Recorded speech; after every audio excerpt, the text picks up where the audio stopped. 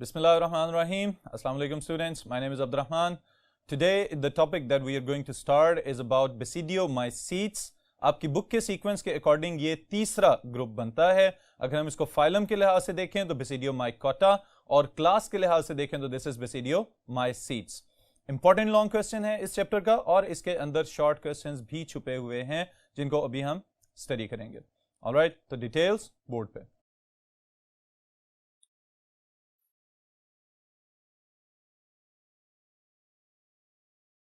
Ji students, this is Basidiomycota or Basidiomycetes और इसका common name club fungi. Alright, अब देखें स्टूडेंट्स, जो सबसे पहली बात मेरे माइंड में आ रही है इसके लिहाज से वो ये है कि मोस्टली इस टॉपिक को समझना थोड़ा सा टफ लग रहा होता है. यहां पे मैं इसको स्टेप बाय स्टेप पॉइंट्स की फॉर्म में मेंशन करूंगा और साथ साथ एक्सप्लेन करूंगा और मैं उम्मीद करता हूं कि आप अगर इस टॉपिक को ठीक तरह से समझें तो आप इसको लॉन्ग क्वेश्चन और शॉर्ट क्वेश्चन के तौर पे लिखने के काबिल हो सकेंगे. ऑलराइट, तो सबसे पहला सवाल जो यहां पे आता है, Why this is known as Basidiomycota और Basidiomycetes. तो अब तक दो क्लासेस हम पढ़ चुके हुए हैं, तो इसका जवाब तलाश करना मुश्किल नहीं है. Basidiomycetes are named so due to their basidia. Alright students, basidiomycetes का नाम जो ये बेसिडियोमाइकोटा या बेसिडियोमाइसीट्स रखा गया है ये इनके स्पेशलाइज्ड रिप्रोडक्टिव स्ट्रक्चर्स की बुनियाद पे है जिनका नाम है बेसिडिया. ओके, बेसिडिया को भी मैं डिफाइन कर रहा हूं यहां पे.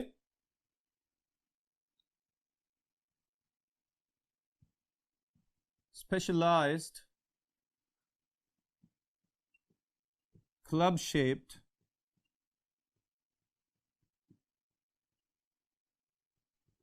reproductive structures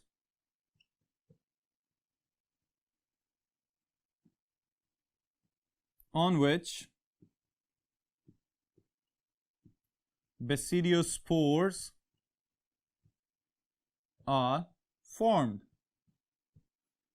Alright students, अब देखें ये सारे के सारे स्ट्रक्चर जितने भी हैं उन सब का नाम कहीं ना कहीं एक दूसरे से रिलेटेड है. Basidiomycota, Basidiomycetes, Basidia themselves and then the Basidiospores. Alright, तो इसका मतलब है ये सब के सब इस क्लास और इस ग्रुप की सिग्निफिकेंस है, इसकी खसूसियत है.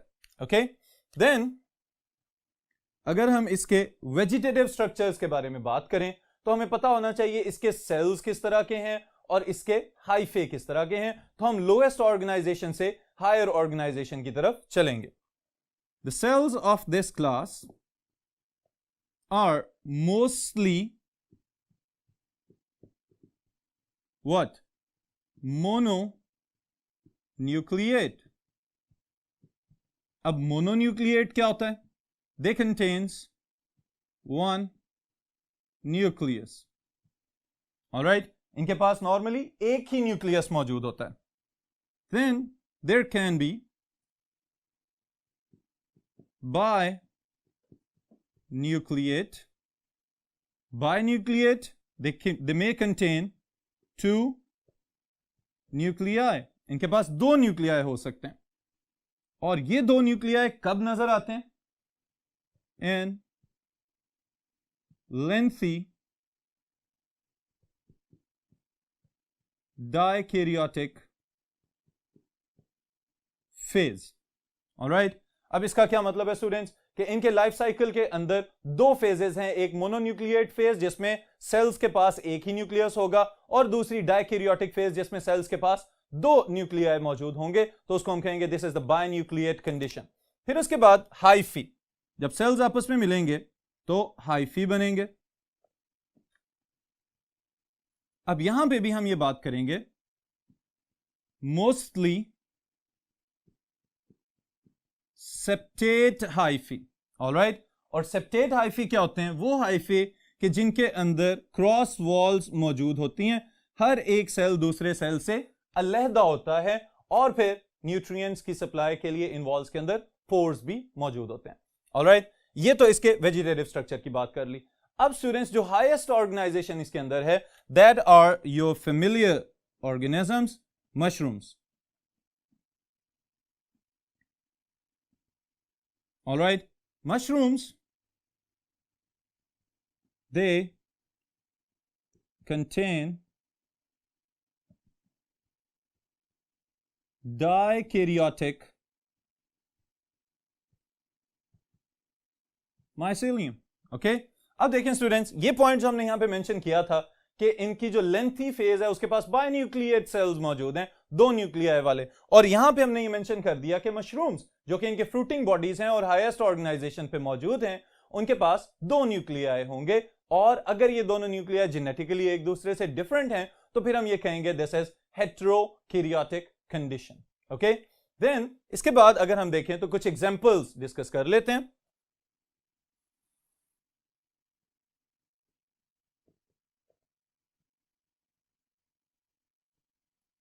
Examples में students, the first one are mushrooms, okay, second one are puffballs, third one rust, fourth smut, and number 5 bracket fungi. Alright, अब ये जो हमने यहां पे इसकी एग्जांपल्स मेंशन की हैं, इसमें स्टूडेंट्स ये याद रखिएगा, the mushrooms and puff balls, few species of puff balls, they are edible, ये खाने के काबिल हैं, इनको खाया जा सकता है, और आजकल स्पेशली जो बहुत सारे फास्ट फूड्स इन हो रहे हैं हमारे ट्रेडिशंस में, उनके अंदर मशरूम्स को as a source of nutrient add किया जाता है। ऑलराइट, फिर रस्ट और स्मट और bracket fungi, they are harmful, disastrous हम कह सकते हैं इनको, कि ये बहुत वसी पैमाने पे हमारी फसलों को नुकसान पहुंचाते हैं। रस्ट वाले केस में हमें ब्रिक रेड स्पोर्स नजर आते हैं अपनी फसलों के ऊपर, स्पेशली गंदम और मकई के ऊपर। स्मट वाले केस में ब्लैक पाउडरी अपीयरेंस नजर आती है, इनको अभी हम डिटेल से देखेंगे। और ब्रैकेट फंजाई, ये शेल्व्स की तरह की फंगस होती है जो खड़े हुए दरख्तों के साथ अटैच होके अपने हॉस्टोरिया उसमें पेनिट्रेट कर देते हैं और दरख्त के न्यूट्रिएंट्स को जज़ब करके खा जाते हैं, जिसकी वजह से जिस जगह पे ब्रैकेट फंजाई खुद मौजूद हैं, उसके ऊपर वाला सारा प्लांट आहिस्ता आहिस्ता वीक होते हुए अल्टीमेटली उसकी डेथ हो जाती है। ओके, देन अगर हम स्टूडेंट्स इनके रिप्रोडक्टिव एबिलिटीज पे चलें, जो कि हमारा मेन फोकस है इस टॉपिक के अंदर फॉर द लॉन्ग क्वेश्चन, तो हम डिस्कस करेंगे सबसे पहले नंबर पे जनरल फीचर्स ऑफ बेसिडियोमाइकोटा, और फिर उसके बाद हम एक लाइफ साइकिल डिस्कस करेंगे of the smut. Okay, then reproduction in basidiomycota. जी, अब स्टूडेंट्स इसके लिए सबसे पहले नंबर पे जब हम रिप्रोडक्शन की बात करते हैं तो हमें पता होना चाहिए what are the fruiting bodies of this group. तो यहां पे मशरूम्स मौजूद होते हैं। Okay, these mushrooms, they are specialised fruiting bodies with gills. Okay, इनके जो गिल्स हैं उसकी वजह से sometimes mushrooms they are also known as gilled fungi. Okay, इनके गिल्स के अंदर मौजूद होते हैं इनके बेसिडिया और बेसिडियोकार्प्स। ओके, उन बेसिडिया के मार्जिन्स के ऊपर हमें नजर आते हैं स्पेशलाइज्ड बेसिडियोस्पोर्स। ओके स्टूडेंट्स, इनके अंदर कौन कौन से रिप्रोडक्टिव स्टेप्स हैं कि जिनके तहत इनका रिप्रोडक्टिव साइकिल कंप्लीट किया जाता है, इनको हम यहां पे हम देख रहे हैं one by one. Okay, the first one is cells contain haploid nuclei. Cells के पास जो न्यूक्लियाई हैं उनके अंदर क्रोमोसोम्स की तादाद इनके डिप्लॉयड सेल्स की निस्बत हाफ है, तो इस वजह से हम इसको कह रहे हैं they are haploid. Number 2, at some stage haploid nuclei fuse to form a diploid nucleus.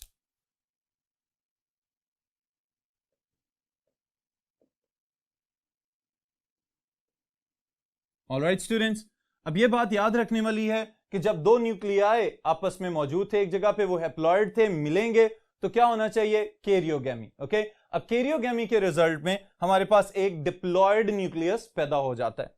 फिर क्या होता है? In the next step the diploid nucleus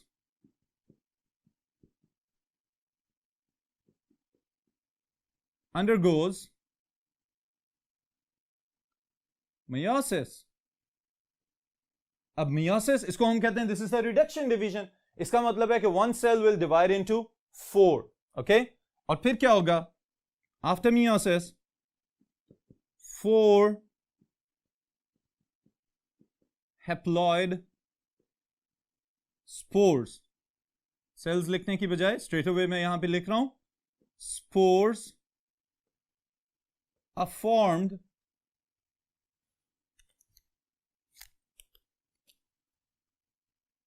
on the basidia. Alright students, अब देखें यहां पे अलग-अलग से मैंने हाईलाइट की हैं दो चीजें. पहली बात यहां पे लिखी है haploid nuclei fuse to form a diploid nucleus. इसका मतलब क्या है? जब दो थे तो न्यूक्लियाई थे, जब एक हो जाएगा तो न्यूक्लियस कहलाएगा. On the other side, 4 haploid spores are formed on the basidia, जिसकी वजह से sometimes ये भी कहा जाता है कि these are the naked spores. इनको किसी प्रोटेक्टिव कवरिंग के अंदर नहीं बनाया जाता. जैसा कि हमने जाइगोस्पोरेंजियम को देखा था, there was a protective structure जिसके अंदर जाइगोस्पोर्स पैदा होते थे. लेकिन यहां पे क्या है? बेसिडिया के ऊपर ही 4 की तादाद में बेसिडियोस्पोर्स पैदा हो जाते हैं, मैच्योर होते हैं, उसके बाद फिर इनको डिस्पर्स कर दिया जाता है और फिर वो जहां कहीं भी गिरेंगे वहां से फिर एक नया हाइफा और माइसीलिया ग्रो करना शुरू हो जाएंगे. ऑलराइट स्टूडेंट्स, ये तो है इसका पहला पार्ट जो कि जनरली डिस्क्राइब करता है लाइफ साइकिल ऑफ बेसिडियोमाइकोट्स को. जबकि अब दूसरी तरफ हम जो डिटेल से देखने लगे हैं सेकंड पार्ट इसका, that is a little bit different. Okay students, किस तरह से डिफरेंट है? क्योंकि इसमें हम दो पैथोजेनिक फंजाई को पहले उनके नाम लिखते हैं और फिर उनमें से एक का लाइफ साइकिल हम यहां पे डिटेल से स्टडी करेंगे. The first one, they are pathogens. Okay, पहला पॉइंट, पैथोजेंस कौन होते हैं? Those living organisms which can cause diseases in other living organism. ऐसे जानदार जो किसी दूसरे जानदार में बीमारियां फैलाने की सलाहियत रखते हैं उनको हम कहते हैं पैथोजेंस. ओके, इन पैथोजेंस में the first one are rust. Okay, अब स्टूडेंट्स, रस्ट बजाते खुद क्या चीज है?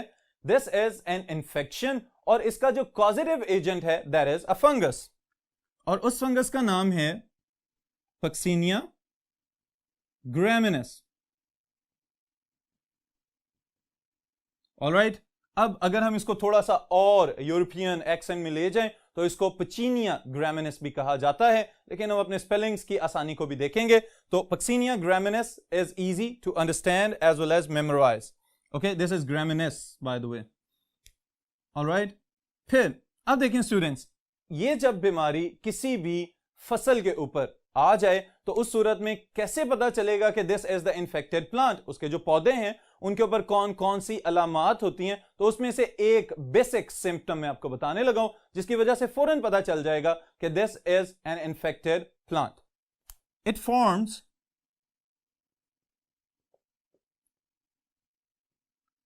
brick red spores on stem and leaves of its host. Alright students, अगर ब्रिक रेड यानी कि ईंट की तरह का रेड कलर जैसा कि ईंटों का कलर होता है, या फिर ऑरेंज कलर के आपको स्पॉट्स बने हुए नजर आए और अगर उसको आप टच करें तो वो पाउडरी टेक्सचर आपको उसके ऊपर फील हो, तो इसका मतलब ये है कि that plant has been infected with rust और उसके अंदर पक्सीनिया ग्रामिनेस के स्पोर्स मौजूद हैं. Alright, second one is more destructive.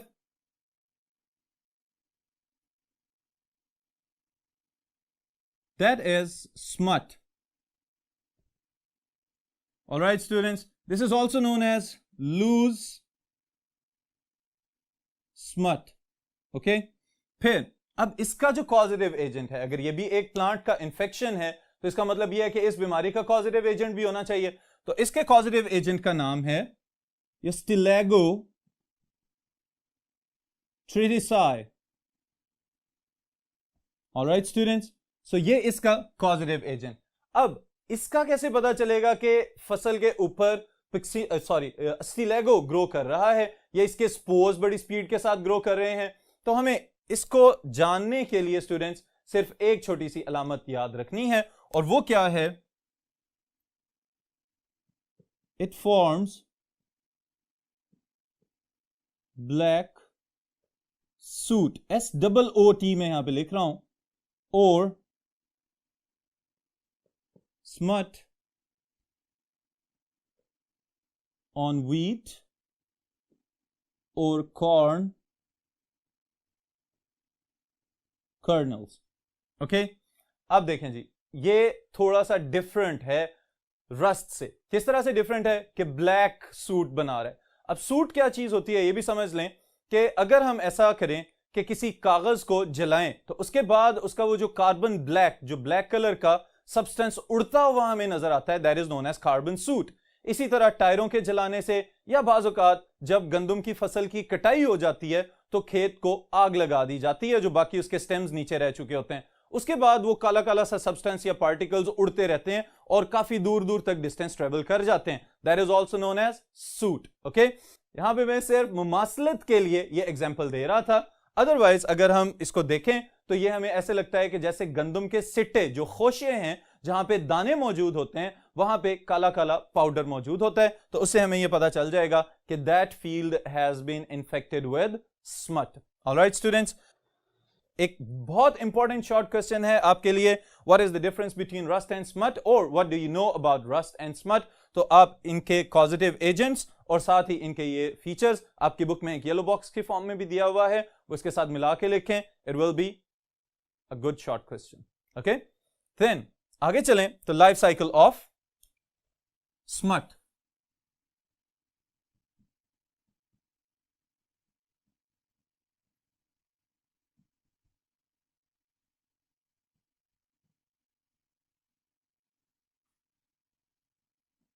Or we can say Stilago tritici.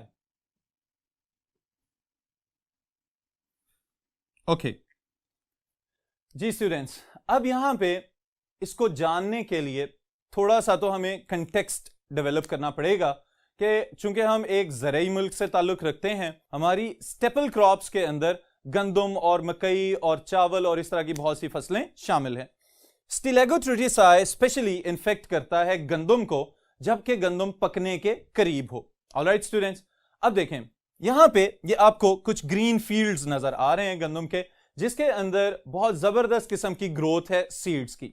Alright, लेकिन अगर ऐसा हो कि इस स्टेज के ऊपर जबकि फसल बिल्कुल पकने के लिए तैयार है, उस वक्त अगर ऐसा हो कि यहां पे बारिशें होना शुरू हो जाएं और फिर ऐसा हो कि बारिश के साथ धूप भी निकल आए बारिश की थोड़ी देर के बाद, अब क्या होगा? आपके ज़हन में फौरन एक पॉइंट आना चाहिए था कि now it is warm as well as moist. अब एनवायरनमेंट में नमी भी मौजूद है और साथ ही साथ हीट भी मौजूद है, तो इस सूरत में the fungi they show their best growth. Alright students, अब क्या होगा कि उसके बाद अगर थोड़ी सी हवा भी चलना शुरू हो जाए तो उस सूरत में जो स्पोर्स हैं they will travel from the infected wheat years और आके गिरना शुरू हो जाएंगे on the healthy flowers of the plants. Okay, अब आए कहां से हैं? जिस गंदम को पहले से इसके स्पोर्स ने इफेक्ट किया हुआ है, मुतासिर कर चुके हुए हैं, अब वहां से हवा की वजह से उड़े और उड़ने के बाद किसी ऐसे पौधे के ऊपर आ गए कि जो अभी तक बिल्कुल सेहतमंद था। अब क्या किया जाएगा कि यहां पे स्टूडेंट्स जो फ्लावर है, फ्लावर के अंदर अगर आपको याद हो जो फीमेल रिप्रोडक्टिव पार्ट्स होते हैं उसमें एक पार्ट होता है प्लांट के अंदर ओवरी। ओके, तो ये स्पोर्स क्या करेंगे, जैसे ही इसके ऊपर गिरते साथ ही जर्मिनेट करना शुरू हो जाएंगे because there favourable conditions are already present. अब फेवरेबल कंडीशंस पहले से मौजूद हैं तो ये वहां पे फौरन ग्रो करना स्टार्ट होंगे, इनके हाइफी उस ओवरी को पेनिट्रेट कर जाएंगे। ओके, अब वो हाइफी जो ओवरी के अंदर तक जा चुके हुए हैं वहां पे क्या मौजूद होते हैं? सीड्स। ऑलराइट, जो बीज हैं या ग्रेन्स जिनको हम कहते हैं वो पहले से ही ओवरी के अंदर अब ग्रो कर चुके हुए थे। अब क्या होगा? हाइफी अब माइसिलिया की फॉर्म में है, क्लस्टर्स की फॉर्म में, और वहां पे जाके रेस्टिंग स्टेज में चले जाते हैं और डॉर्मेंसी शो करना शुरू हो जाते हैं। अब क्या होगा कि जब ये यहां पे डॉर्मेंट हो जाएंगे तो मेटाबॉलिकली इनएक्टिव हो गए। अब क्या होगा? इस फसल की कटाई कर दी जाएगी। अब अगर आपको थोड़ा बहुत पता है तो इन्हीं सीड्स को अगले सीजन में दोबारा से बो दिया जाता है, सोइंग कर दी जाती है इनकी फसलों के अंदर, और साथ फिर फर्टिलाइजर्स और पानी दे दिए जाते हैं, प्रोवाइड कर दिए जाते हैं। अब क्या होता है स्टूडेंट्स के अगर अगले सीजन में यही इन्फेक्टेड सीड इसको सो कर दिया जाए, इसको बो दिया जाए जमीन के अंदर, तो क्या होगा? जैसे जैसे प्लांट ग्रो करता जाएगा साथ ये हाइफे भी ग्रो करना शुरू हो जाएंगे। जैसे ही प्लांट ग्रो करता चला जाएगा तो उसके साथ ही साथ उसके कर्नल जो सिट्टे हैं जिनको हम खोशे कहते हैं उनके अंदर सीड्स भी बनना शुरू हो जाएंगे। लेकिन ये हाइफे अंदर ही अंदर से उन सीड्स की ग्रोथ को इनहिबिट कर देते हैं, रोक देते हैं, और खुद अपने स्पोर्स को फैलाना शुरू कर देते हैं। इस सूरत में क्या होगा कि एट द एंड जो सीड्स हैं उनके कवर्स, जो टेस्टा जिसको हम कहते हैं, जो कवर होता है सीड का, वो रप्चर होंगे और उसके अंदर से ये टीलियोस्पोर्स काले रंग के पाउडर की फॉर्म में निकलना शुरू हो जाते हैं। अब अगर खुदा ना खास्ता फिर से विंड या थोड़ी सी हवा तेज चले तो उस सूरत में क्या होगा? ये स्पोर्स फिर किसी और सेहतमंद पौधे के ऊपर अटैक कर देंगे and the life cycle will go on. Alright students, so this is about the life cycle of ustilago tritici. इसके पॉइंट्स को मैं यहां पे वन बाय वन लिखने लगा हूं आपके लिए। Number 1 is spores. कौन से स्पोर्स हैं? Teliospores. Travel from infected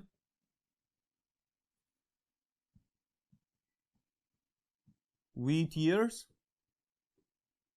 to healthy plant. All right, number 2, the spores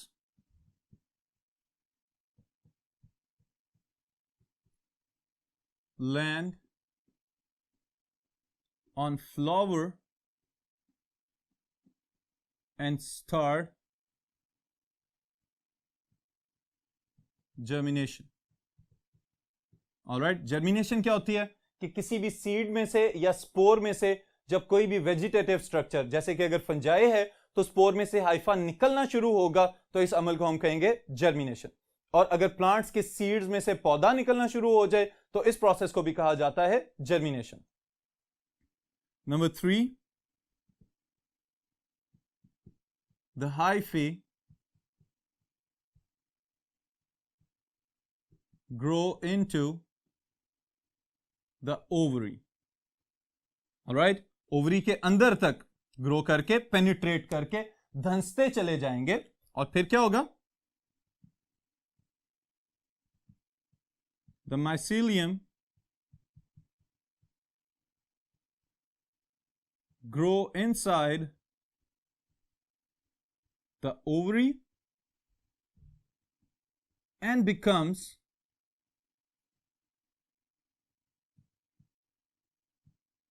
dormant. Dormant, inactive. All right, mycelium seed के अंदर यानी कि ओवरी के अंदर मौजूद है इस वक्त, और वहां पे जाके भी उसने पहले अपनी थोड़ी सी ग्रोथ की है, उसके बाद वो डॉर्मेंट हो गया, इनएक्टिव हो गया, अब वो किसी किस्म की ग्रोथ शो नहीं कर रहा। फिर क्या होगा? If the same seeds are sown, बो दिए जाना, in the next season,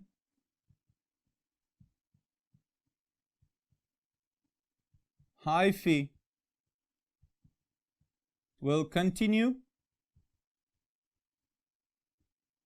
to grow with the alright.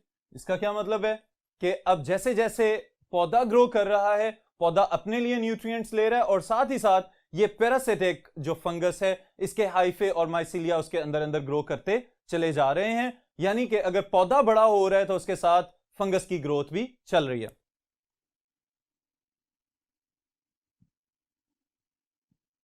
Ultimately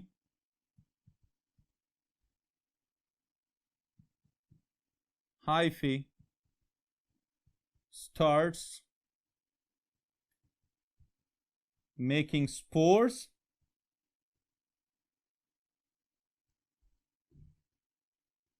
within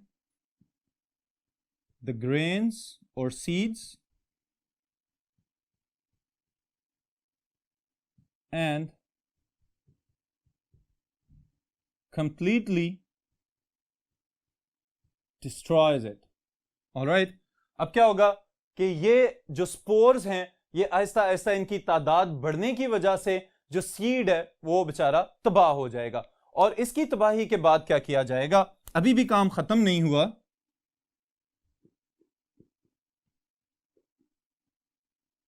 The seed cover ruptures, ऊपर से टूट जाता है, ओपन अप हो जाता है, and spores come out. Alright, जो स्पोर्स हैं अब ब्लैक कलर के पाउडर की फॉर्म में आपको नजर आना शुरू हो जाएंगे। और फिर क्या होगा स्टूडेंट्स, आखिरी बात जो मैंने आपको बताई थी अभी, these spores may travel to other plants by wind. Alright, अब यहां पे ये सारे के सारे पॉइंट्स मैंने लिख दिए हैं आपके लिए, ताकि अगर लॉन्ग क्वेश्चन में आ जाए write a note on the life cycle of ustilago tritici, तो आपको ये स्टेप्स याद हों और साथ आप ये इसका लाइफ साइकिल ड्रॉ करेंगे तो होपफुली ये आपका एक लॉन्ग क्वेश्चन कंप्लीट हो जाएगा। इसके साथ स्टूडेंट्स एक आपको मैं इंफॉर्मेशन देता चलूं कि बाज़ औक़ात ऐसा होता है कि गंदम जब कटने के करीब होती है तो उस वक्त बहुत ज्यादा चांसेस बढ़ जाते हैं इस चीज के। अब यहां पे एक जो बात मैं बताना चाह रहा हूं वो ये है कि बाज़ औक़ात हम लोग सिटीज में बैठे हुए बहुत सारी सहूलतों में दुआएं मांग रहे होते हैं कि बारिश हो जाए और गर्मी खत्म हो जाए, लेकिन एट द सेम टाइम किसान बेचारे जिन्होंने मेहनत करके उस फसल की नशोनुमा की हुई है और बहुत ज्यादा केयर करने के बाद अब वो फसल इस स्टेप तक पहुंची हुई है कि पक के तैयार हो, वो दुआ कर रहे होते हैं कि बारिश ना हो।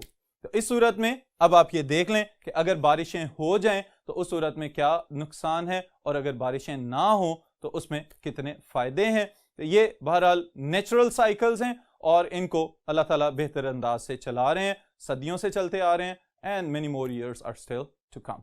ऑलराइट स्टूडेंट्स, तो ये है हमारा आज का सेशन, यहीं पे इसको रोक रहे हैं, बाकी इंशाल्लाह ताला फिर नेक्स्ट सेशन में स्टडी करेंगे।